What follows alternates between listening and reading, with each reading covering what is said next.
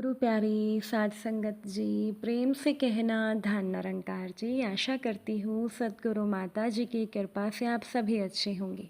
आज मैं आप सभी के लिए एक पारिवारिक साखी लेकर आई हूँ। आज की साखी का विषय है एक नई राह। चलिए सुनते हैं आज की ये साखी।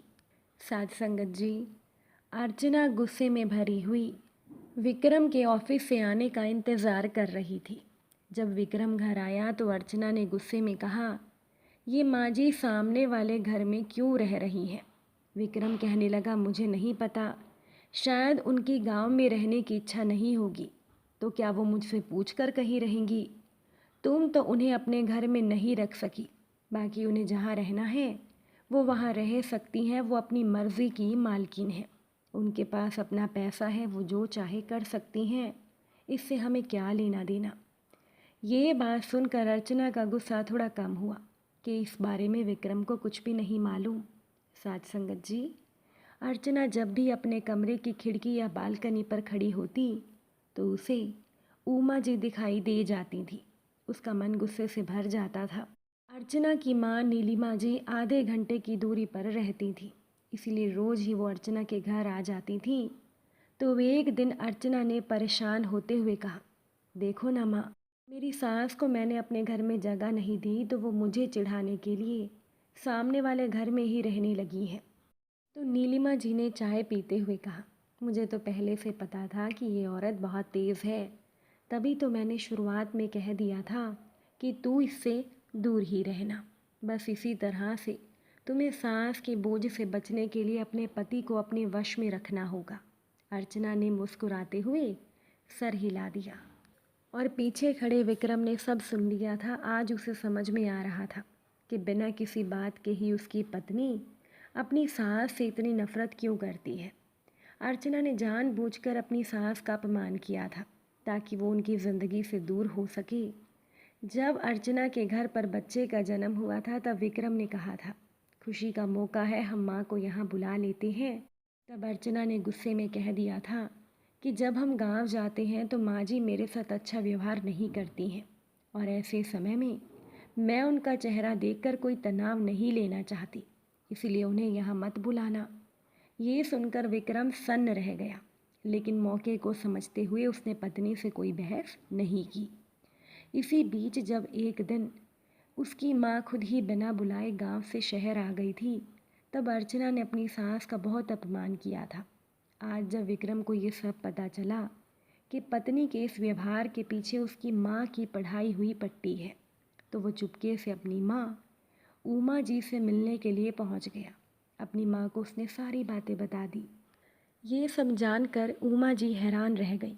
कहने लगी, बेटा, अच्छा तो बहू की माँ ने ही उसके कान भरे हैं, तभी बहू ऐसी हरकतें करती है। वो मुझे अपने घर से दूर रखने के लिए किसी भी हद तक जा सकती है। फ़िलहाल उसे कुछ मत कहना, नहीं तो उसे और ज़्यादा गुस्सा आएगा। तुम मौका देखकर उसको प्यार से समझाना। तुम्हें हमारे बीच में प्यार तो लाना ही होगा। ये नहीं है कि तुम मेरा पक्ष लेकर उसे खुद से दूर कर दो। अपनी माँ की समझदारी भरी बातें सुनकर विक्रम को अपनी माँ पर गर्व हो रहा था, जो कि कम पढ़ी लिखी होने के बावजूद रिश्तों को निभाना बखूबी जानती थी। विक्रम ने धीरे से कहा, माँ, आपको अर्चना से कोई शिकायत तो नहीं है ना? तो उमा जी कहने लगी, नहीं, इसमें अर्चना की क्या गलती है। उसे सीख ही गलत मिल रही है तो उसके विचार गलत होते जा रहे हैं। बस सही मौका देखकर तुम अपनी पत्नी को समझाती रहना। विक्रम ने सहमति में सर हिला दिया। उसके बाद विक्रम को जब भी मौका मिलता तो वो अर्चना से पूछने की कोशिश करता था कि आखिर मेरी माँ ने तुम्हारे साथ ऐसा क्या गलत किया था। उस समय अर्चना पति की बात को टाल जाती। जब कभी अर्चना अपने बेटे को प्यार करती तब भी विक्रम कहने लगता कि तुम इसे इतना प्यार क्यों कर रही हो। कहीं आगे चलकर इसकी पत्नी ने अलग घर बसाने की इच्छा जताई तो हम क्या करेंगे। ये सुनकर अर्चना को गुस्सा आ जाता और वो उठकर वहाँ से चली जाती। विक्रम धीरे धीरे कोशिश तो कर रहा था, लेकिन उसे उम्मीद नहीं थी कि इतनी जल्दी वो अपनी पत्नी के विचार बदल पाएगा। ऊपर से विक्रम जब भी अपनी माँ के बारे में अच्छी बात करता तो अर्चना को गुस्सा आ जाता और अर्चना पति को उल्टा सीधा सुनाने लगती। बाहर निकलते समय कभी भी अर्चना अगर अपनी सास से टकरा जाती तो उन्हें भी वो 2-4 ताने मार ही देती थी। तो इस तरह से अपनी माँ की सीख को मानते हुए उसने अपनी सास और पति का जीना मुश्किल कर दिया था। फिर एक दिन माँ बेटी को ऐसा झटका लगा कि उनकी सारी बनी बनाई योजना उन्हें ही मुँह चिढ़ाने लगी। हुआ ये कि एक दिन नीलिमा जी उदास मन से बेटी के घर आई। माँ को उदास देखकर अर्चना हैरानी से बोली, क्या हुआ माँ, आज आप इतनी परेशान क्यों लग रही हो? तो नीलिमा जी ने भरे गले से कहा, बेटा अब तू अपना ध्यान खुद ही रखना, मैं तुझसे मिलने रोज नहीं आ पाऊंगी। ये सुनकर अर्चना हैरान होकर कहने लगी, माँ क्या हुआ, ऐसा क्यों बोल रही हो? तो नीलिमा जी ने नज़रें चुराते हुए कहा, अर्चना छोटी बहू अब मेरे साथ नहीं रहना चाहती है, घर में रोज़ लड़ाई झगड़ा होता है। आज तो मेरे बेटे ने भी कह दिया कि माँ तुम बड़े भैया के पास रहने के लिए चली जाओ। वैसे तो तुम्हारे बड़े भैया बहुत ज़्यादा अच्छे हैं, मैं पिछले कई सालों से उन लोगों के पास दिल्ली शहर में ही तो रहती थी। बहू का स्वभाव बहुत अच्छा है, लेकिन तू यहाँ रहती है ना, इसीलिए मैं तेरे छोटे भाई भाभी के पास रहने के लिए आ गई थी। मगर अब छोटे बेटे ने जवाब दे दिया है कि वो मुझे साथ नहीं रखना चाहता, तो मैं भी अपमानित होकर यहाँ कैसे रहूँ। इसीलिए अब मैं तेरे बड़े भाई भाभी के पास जा रही हूँ। अब हम फ़ोन पर ही बात कर पाएंगे, इतना कहकर नीलिमा जी रोने लगी।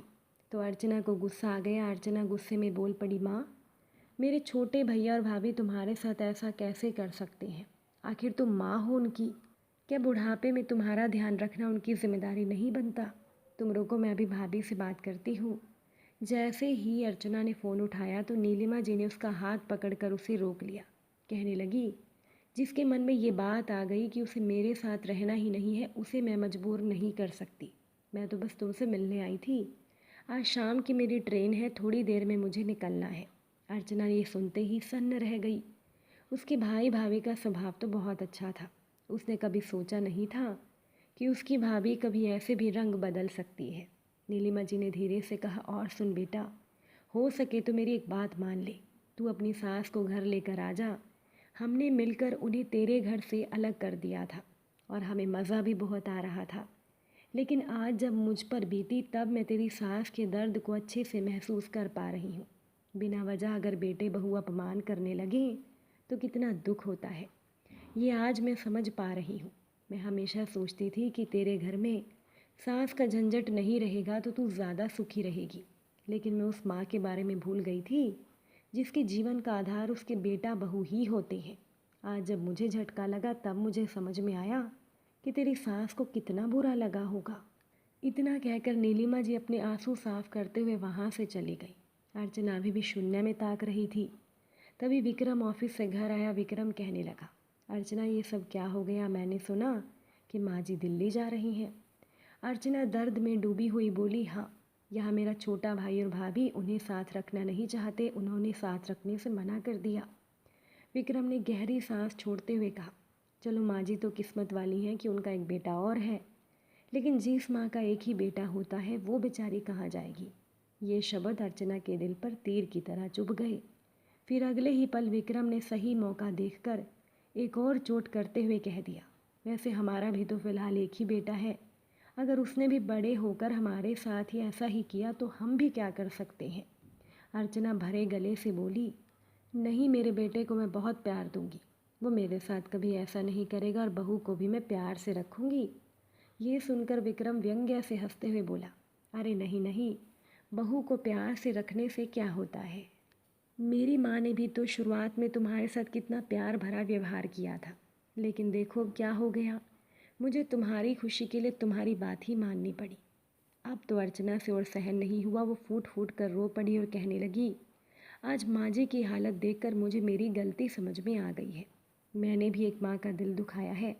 मुझे अभी माँ जी के पास ले चलो, मैं उनसे माफ़ी मांग कर उन्हें घर लेकर आ जाऊंगी। विक्रम को तो अपने कानों पर यकीन ही नहीं हुआ। विक्रम ने कहा, क्या तुम सच कह रही हो? क्या तुम मेरी माँ के पास चलोगी? तो अर्चना ने अश्रुपूरित नेत्रों से देखते हुए सहमति में सर हिला दिया। उसी समय विक्रम अपनी पत्नी और बेटे के साथ माँ के घर में पहुँच गया। अब तो उमा जी ने जब एक साथ उन तीनों को देखा तो खुशी से उनकी पलकें भी भीग गई। उन्होंने प्यार से अपने बच्चों को अंदर बुलाया और अपने पोते को गोद में लेकर वो उन्हें प्यार करने लगी। उन्होंने बड़े ही प्यार से कहा, कैसी हो बहू?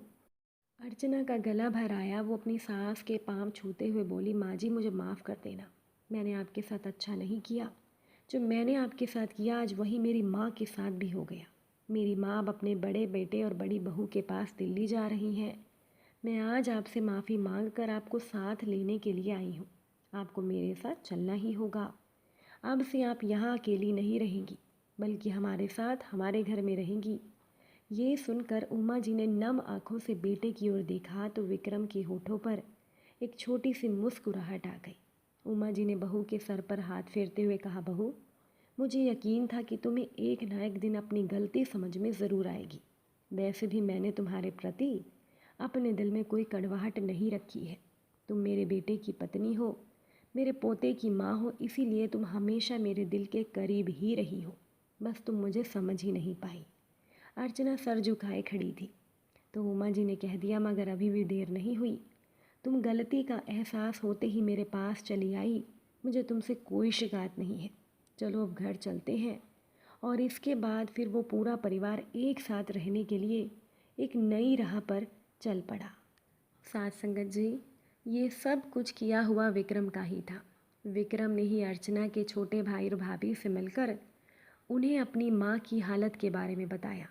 दोनों को विक्रम की माँ की हालत सुनकर बहुत तरस आया और उन दोनों ने विक्रम की मदद करने के बारे में सोचा और दोनों ने मिलकर जानबूझकर नीलिमा जी के साथ बुरा व्यवहार किया ताकि नीलिमा जी को उनकी गलती समझ में आए और वो बेटी को उसकी गलती का एहसास करवा सके। अब जैसे ही उमा जी बेटे के घर पर लौट आई तो नीलिमा जी के छोटे बेटे और बहू ने भी नीलिमा जी से माफ़ी मांग ली और नीलिमा जी को वो अपने साथ रखने के लिए तैयार हो गई और खुशी खुशी नीलिमा जी भी छोटे बेटे और बहू के पास रहने लगे। साथ संगत जी, अगर आज की ये साखी आपको अच्छी लगी हो, वीडियो को लाइक शेयर ज़रूर कीजिएगा। आप सभी से फिर मुलाकात होगी नई साखी के साथ। साथ संगत जी प्यार से कहना, धन निरंकार जी।